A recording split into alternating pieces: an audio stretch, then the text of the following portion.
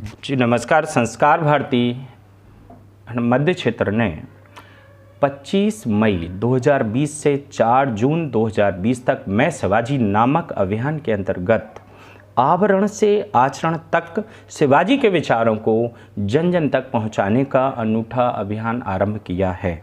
यह शिवाजी के बारे में जानकारी के साथ साथ जन जागृति का कार्य भी कर रहा है। मैं इनके प्रयासों को नमन करता हूं। महाराजा छत्रपति शिवाजी एक ऐसे महानायक थे जिनके पास आचार्य चाणक्य जैसी सोच और महाराणा प्रताप जैसा शौर्य और बल था। शिवाजी महाराज का कहना था कि जो इस धरती पर जन्मा है, जो इस धरती को अपना मानता है, वही यहाँ राज्य करने का अधिकारी है। हिंदवी स्वराज उनका सपना था और उसकी स्थापना के लिए उन्होंने जीवन भर संघर्ष किया। शिवाजी का जन्म हुआ पूना के सिवनेर दुर्ग में। इनकी माता जीजाबाई और पिता साजी भोसले थे। इनके पिता जागीरदार थे। आपका पालन पोषण और उच्च आदर्शों का निर्माण आपकी माता जीजाबाई के संरक्षण में हुआ। माँ जीजाबाई शिवाजी को रामायण और महाभारत की कहानियाँ सुनाती थीं, उन्हें धर्म, ज्ञान और जीवन के आदर्शों की शिक्षा देती थीं। एक विलक्षण प्रतिभा के बालक शिवाजी को देश की तत्कालीन परिस्थितियों को समझते देर न लगी और उन्होंने एक हिंदवी स्वराज के निर्माण का सही निर्णय लिया। वे अपने लोगों की स्वतंत्रता प्राप्ति के लिए प्रयत्नशील थे। वे अन्य शक्तियों की समाप्ति का लक्ष्य उनका नहीं था। उन्होंने स्वराज और मुगलाई राज यानी खुद का राज और मुगलों का राज दोनों में स्पष्ट अंतर किया। उनका मुख्य उद्देश्य था कि बिखरे हुए राज्यों को एक सूत्र में बांधा जाए, है ना।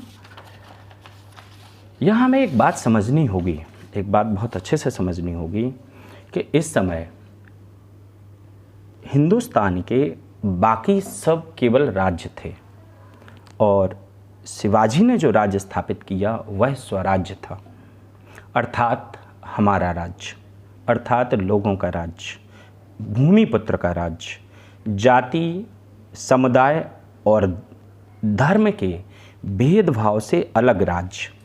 ये राज्य उसका था जो देश में रह रहा था, जो लोकतांत्रिक और धर्मनिरपेक्ष राज्य की लोकतांत्रिक और धर्मनिरपेक्ष राज्य की स्थापना का सर्वश्रेष्ठ विचार था जो शिवाजी महाराज ने दिया।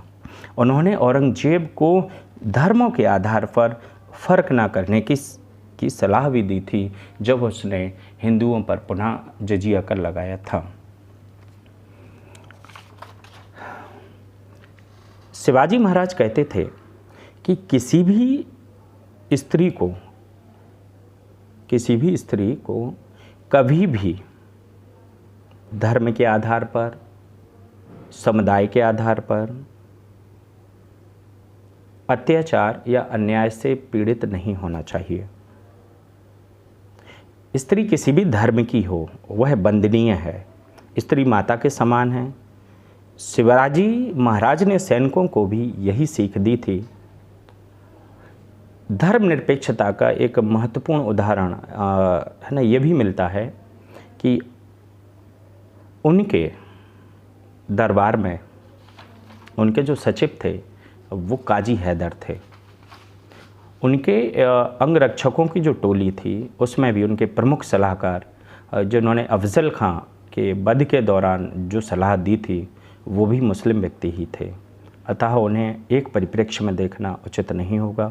संक्षेप में यदि मैं कहूँ तो शिवाजी एक अद्वितीय राष्ट्र निर्माता थे। आज हमें शिवाजी के आदर्शों को अपनाने की आवश्यकता है, उनके सिद्धांतों को, उनके सपने को अपनाने की आवश्यकता है। इसी के साथ आप सभी को हार्दिक शुभकामनाएं। प्रणाम।